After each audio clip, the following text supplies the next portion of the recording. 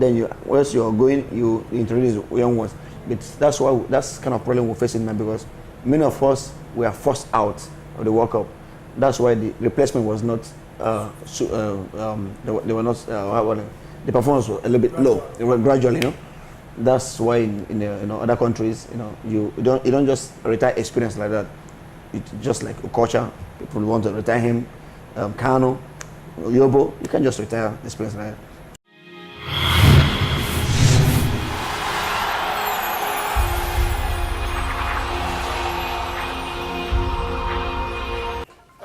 Welcome back. Wow, overwhelming. I mean, we have to we are going to scroll this back, all your reactions next week, and nobody's taking sides here. What we are doing is to look at both sides, the old and the new. Austin Eguavon said at the France 98 World Cup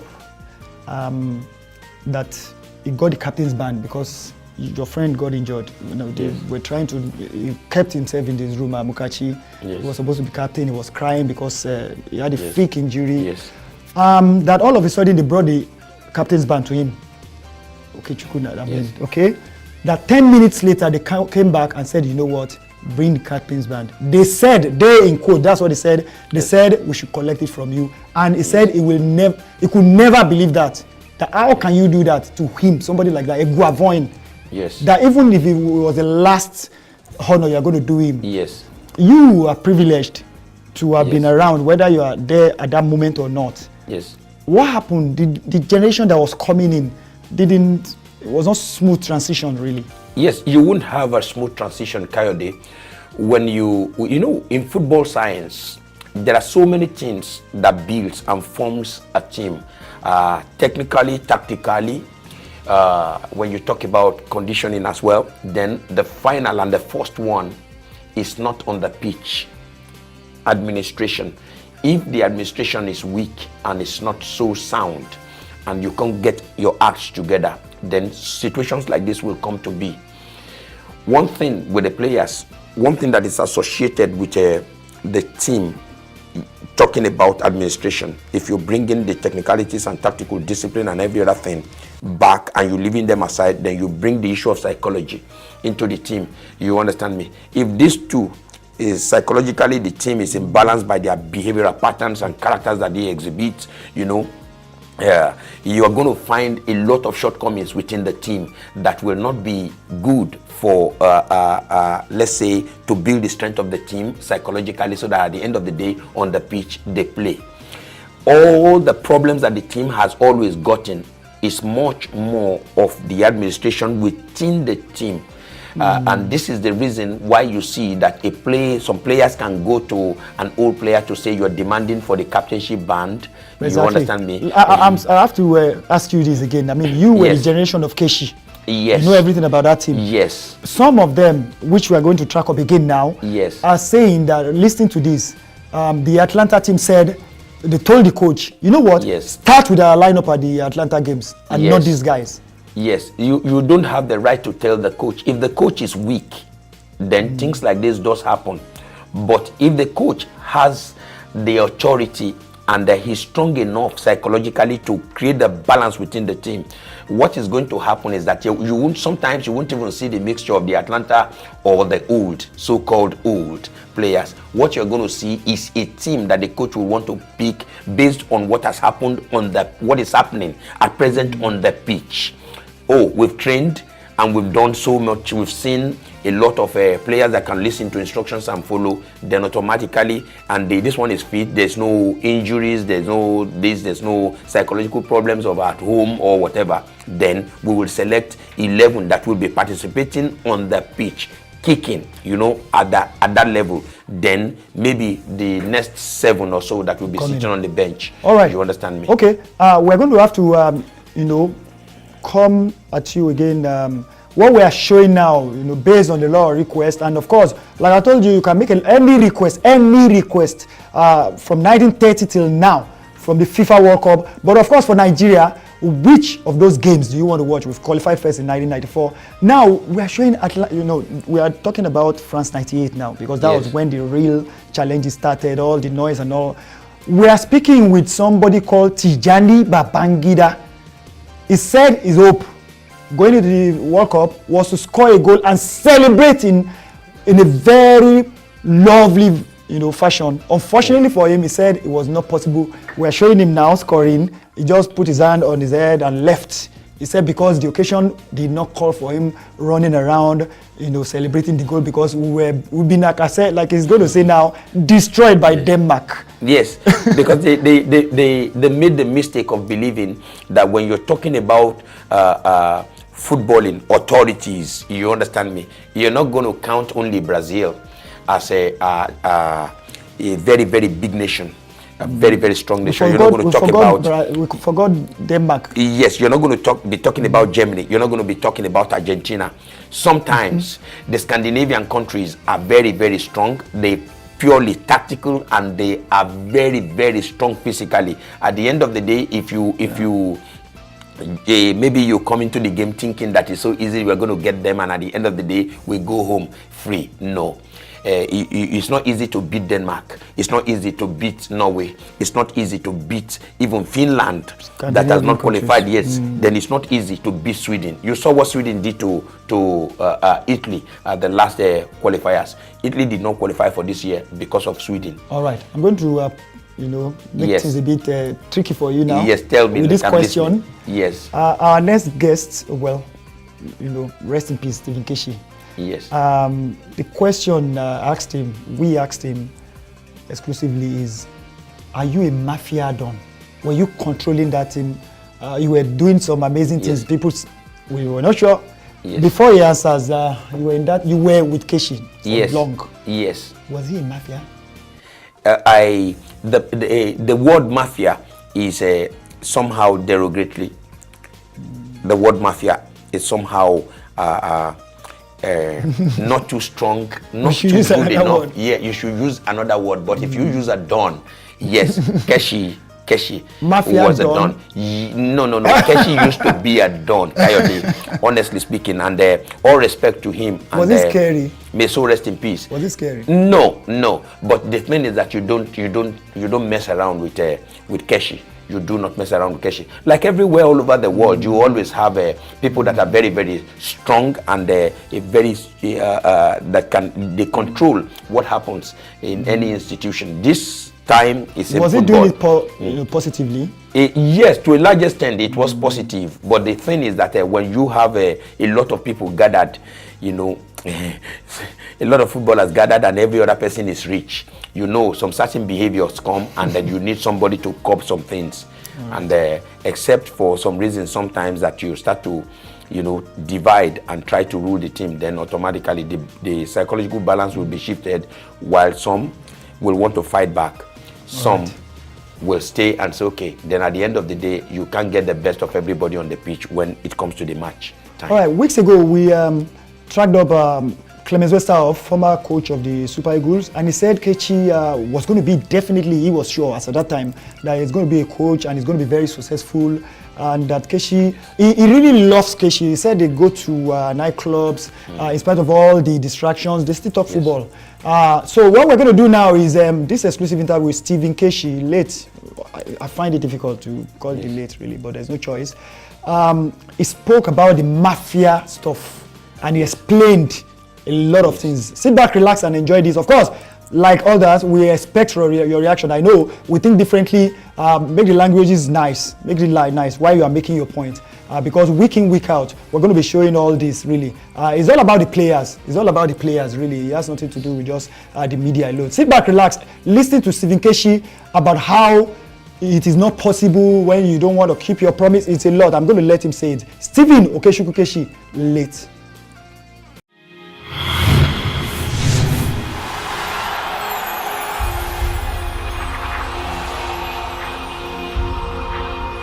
I've been with you since, I've known you since I was in primary school. Primary school, yes. I know the way you operate. We were there 1994 together. Correct. As journalists. I know the way you operate. Yeah. But when you read in the weekend papers listed a lot of players that are like, Keshi is going to deal with these players. They are going to cause problems for him. They are going to be too difficult to manage. What comes to your mind again? You know what? This is something that I've been hearing even when I was a player. Keshi is a mafia. Keshi is a big boss. I can rest off talk to him. We have Rufai, they have Mokachi, they have JJ. You know, these guys are Uchokechuku. It's not true. It's not true. We want to play for our country. There's nothing like mafia in the national team. It's just if they're entitled to something and you don't give it to them, it's just like your kid.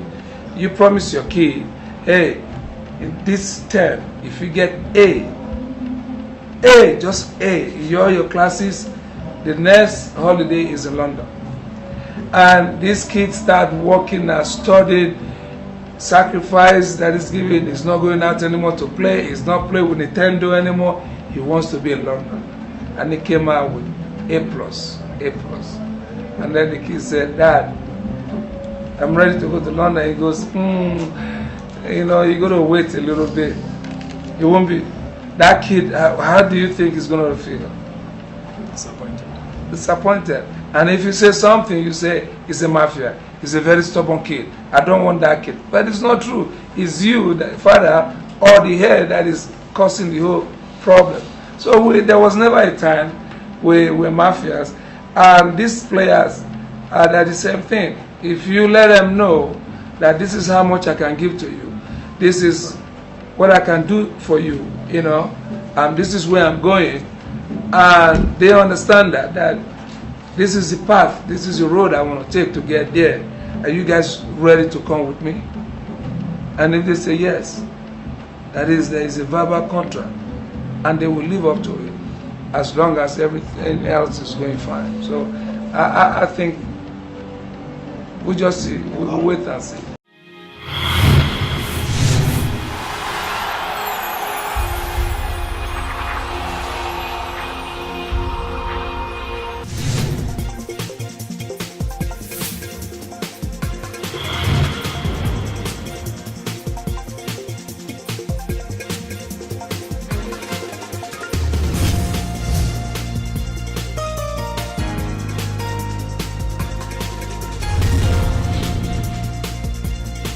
Okay, nice to have you back. We expect more reactions. The reactions are coming in, which is nice, which is very nice. We respect every reaction, and we're going to let you know how to follow all these too. Instagram, Facebook, Twitter, everything. We are all open to all. So it's your time to really send us what you think. There's no bias from any end, really. Now, what we're going to do is very simple.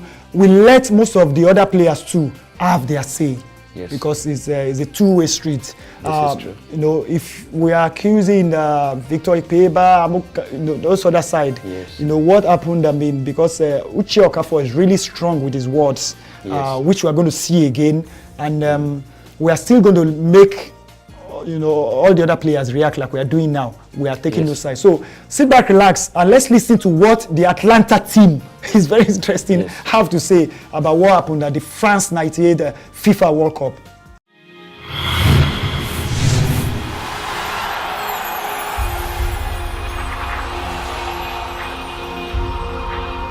I mean, first of all, on our way getting there, there's this, everybody keep talking about 94, but there's this camaraderie that existed. I mean, when you love each other the way we did in 94, I mean, there's no way you will not do well. That's a team. I mean, when I say it's a team, you can see the seriousness I say it with, because among the 22 players, or 23, including Tijani Babangida, the coach could close his eyes and pick 11, and those 11 will go out there and they perform. That's how good the team was. And it wasn't a one-position player thing. You have to be good at least 2-3 positions. I mean, it was just a perfect, solid team. You know, so, but one thing is, Nigerians also keep forgetting, it took from 89 up to 94 for that team to gel like that. So sometimes they are being too hard on these ones, you know, the younger ones. And you just want them to be 94 like that. You know, it takes a little while. It just didn't start on that day. It didn't start 1 week before that. It didn't start, 1 month before that. It didn't start 1 year before then. When West-South came into this country, towards the end of 1989, that was when it started. You know, that's why every time I tell people they have to be patient. It's like a shock. The day of the game, we are in the normally the chief normally call the team pre-match talk, and they will mention the first 11 that we played and the rest on the bench, because all the 23 players dressed, all walkouts. But that day, he said you won't mention any and you won't do any match talk until when we go to the field. I will not ask what's going on. See, that's the way I want it for today. Okay, fine, because he's the boss. We can't challenge him. Come get to the field, get into the dressing room, trying to pull up my warming up jersey. He wasn't in the dressing room then.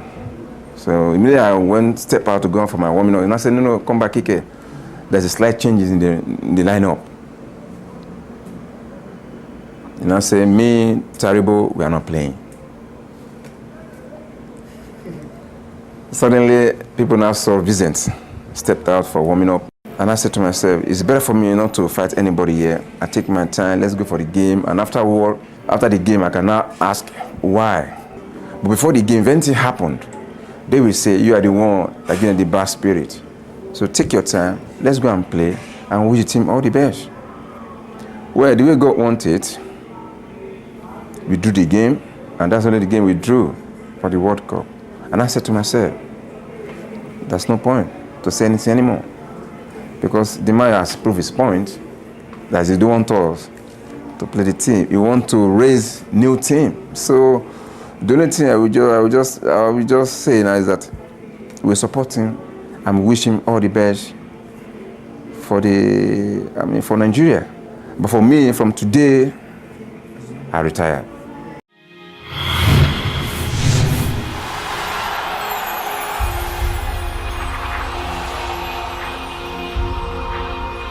Okay, welcome back.